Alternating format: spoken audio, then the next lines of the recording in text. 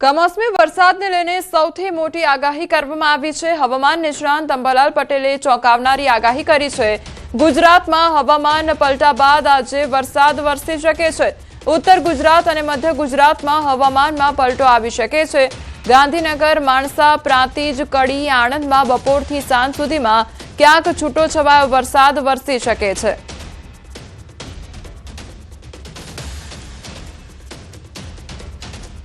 लगभग आज बपोर साँझ सुधीमां उत्तर गुजरात मध्य गुजरात केटला भागों हवामान पलटावानी शक्यता रहे छे। जेमां उत्तर गुजरात भागों गांधीनगर, माणसा, प्रांतिज તેમજ કડી અને હિંમત, ઈડરના કોઈ ભાગ, સાબરકાંઠાના કેટલાક ભાગો તેમજ લગભગ આણંદના ભાગો, મધ્ય ગુજરાતના અન્ય ભાગો આજ બપોરથી સાંજ સુધીમાં કેટલાક ભાગમાં છાંટા પડવાની શક્યતા રહે છે। સાબરકાંઠા જિલ્લામાં સતત ત્રીજા દિવસે વાતાવરણમાં પલટો જોવા મળી રહ્યો છે। સમગ્ર જિલ્લામાં વાદળછાયું વાતાવરણ છવાયેલું જોવા મળી રહ્યું છે। ભર શિયાળે ચોમાસા જેવો માહોલ જોવા મળ્યો છે। વાતાવરણમાં પલટો આવતા ખેડૂતો ચિંતિત બન્યા છે તો ઘઉં, વરિયાળી, મકાઈ, બટાકાના પાકમાં નુકસાન જવાની ભીતિ સેવાઈ રહી છે।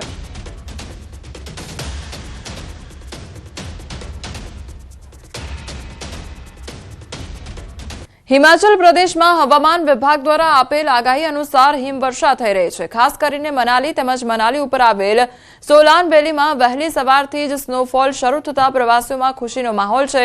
અલગ અલગ રાજ્યોમાંથી આવતા પ્રવાસીઓ સ્નોફોલની મજા માણતા નજરે પડી રહ્યા છે। મોટી સંખ્યામાં ગુજરાતીઓ પણ મનાલીમાં ઉમટી રહ્યા છે। તેમજ 1 ફેબ્રુઆરીથી લઈને 3 ફેબ્રુઆરી સુધી અલગ અલગ વિસ્તારોની અંદર સ્નોફોલની આગાહી આપવામાં આવી છે।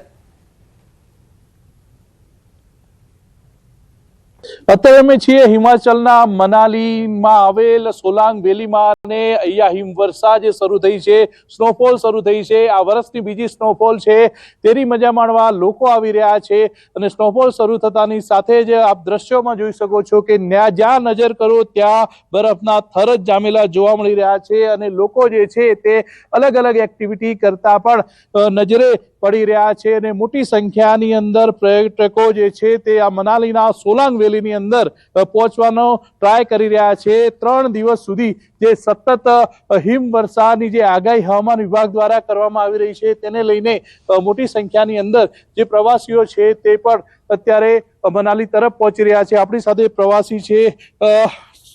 શું નામ છે આપનું, ક્યાંથી આવ્યા છો અને કેટલી મજા આવી રહી છે અત્યારે? મારું નામ મહેન્દ્ર ઠાકોર છે। અમે અમદાવાદથી અહીંયા મનાલીના સોલંગ વેલીમાં સ્નોફોલ જોવા આવ્યા છીએ અને અમે બહુ સમયથી ઇંતજાર હતો કે ક્યારે લાઈવ સ્નોફોલ જોઈએ। એના માટે હવામાન વિભાગની 3 દિવસની આગાહી હતી કે સ્નોફોલ આ 1લી 2જી તારીખ ફેબ્રુઆરીને થવાની છે। એ ધ્યાનમાં લઈ અને ખબર પડી કે ચોક્કસ થવાની જ છે, એટલા માટે કરીને 4x4 ગાડી લઈ અને અહીં આવી ગયા। ખરેખરમાં કહું તો અદ્ભુત નજારો છે। આના કોઈ શબ્દ નથી કહેવાના, પણ રિયલી બહુ જ મસ્ત છે અને તમે આવો તો સેફટી સાથે આવજો અને આગાહી જોઈને જ આવજો જો તમને સ્નોફોલનો શોખ હોય તો। રિયલી બહુ જ મસ્ત છે। જે મનાલીથી જે ઉપરનો વિસ્તાર છે તે વિસ્તારની અંદર માત્ર ને માત્ર 4x4 જે ગાડીઓ છે તે ગાડીઓને જ એલાઉ કરવામાં આવે છે અને આ સ્નોફોલની મજા માણવા માટે દૂર દૂરથી અલગ અલગ રાજ્યોમાંથી મોટી સંખ્યાની અંદર જે પ્રવાસીઓ છે તે પ્રવાસીઓ જે મનાલી અને હિમાચલ પ્રદેશ આવી રહ્યા છે અને ખાસ કરીને મોટી સંખ્યામાં ગુજરાતી જે પ્રવાસીઓ છે તે પણ પહોંચી રહ્યા છે। કિશોર તુવર, ન્યૂઝ 18 ગુજરાતી, મનાલી, હિમાચલ પ્રદેશ। જમ્મુ કાશ્મીરના ભદરવામાં ભારે હિમવર્ષા બાદ બરફ હટાવવાની કામગીરી હાથ ધરવામાં આવી છે।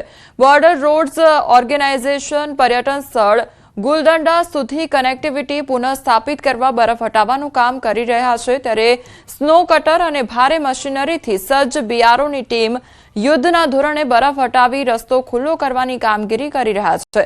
રસ્તો ખુલ્લો થતાં ફરી પરિસ્થિતિ સામાન્ય થશે અને પ્રવાસનને વેગ મળશે। હિમવર્ષા બાદ રસ્તો બંધ થતાં સ્થાનિકો તેમજ પ્રવાસીઓને હાલાકીનો સામનો કરવાનો વારો આવ્યો હતો।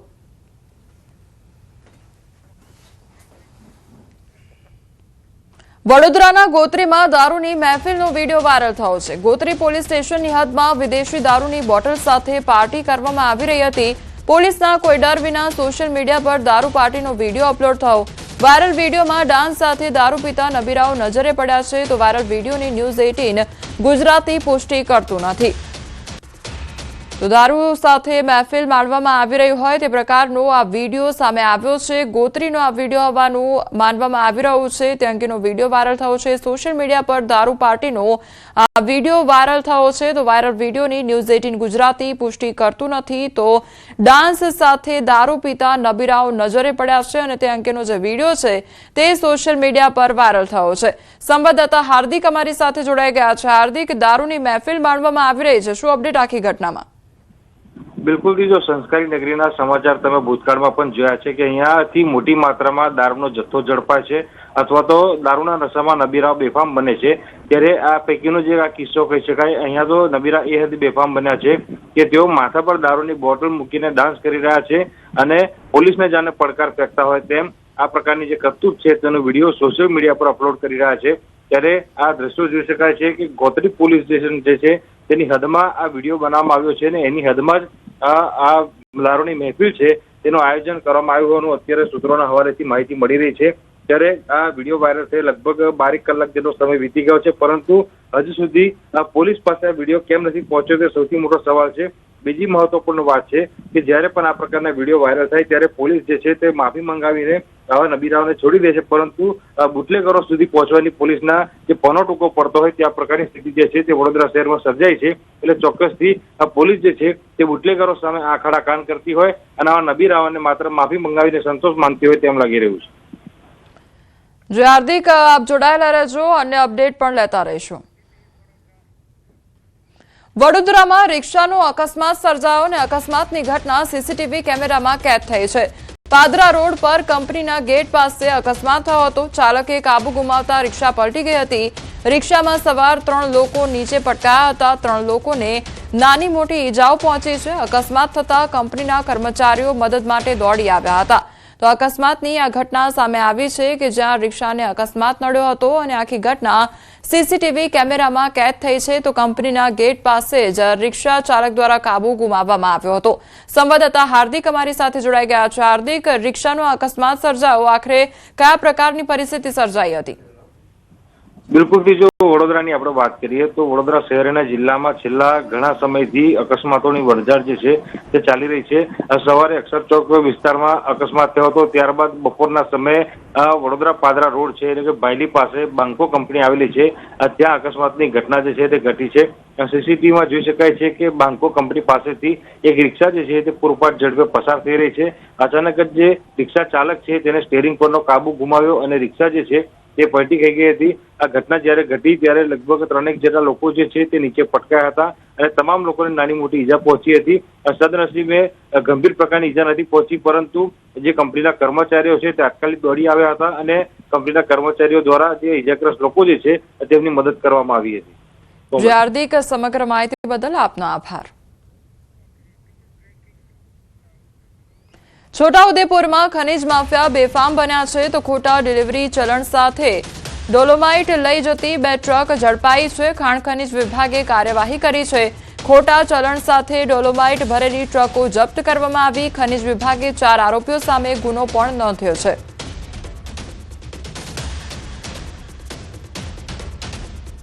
લોકેશ ગ્રેન્ડિંગ ઇન્ડસ્ટ્રી અને પૂજા ઇન્ડસ્ટ્રીની જૂની રોયલ્ટી ઉપર સુધારા ઉધારા કરી અને નવી રોયલ્ટી બનાવી તેનો ખોટી રોયલ્ટીનો સાચા રોયલ્ટી તરીકે ઉપયોગ કરવાની હકીકત સામે આવેલી।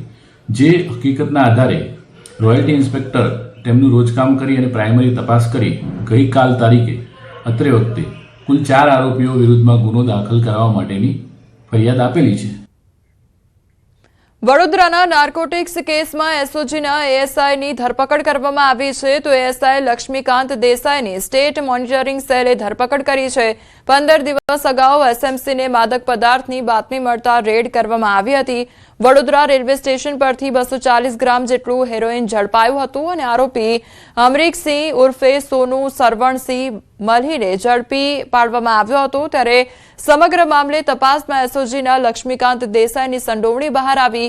ડ્રગ્સની હેરાફેરી અટકાવવા કામ કરતી પોલીસની મૂવમેન્ટની જાણ પેડલરને આપતો હતો અને ડમી સિમવાળો મોબાઈલ વાપરતો હતો તો ડ્રગ્સ પેડલર સાથે એક જ વર્ષમાં 125 વખત વાત પણ કરવામાં આવી હતી।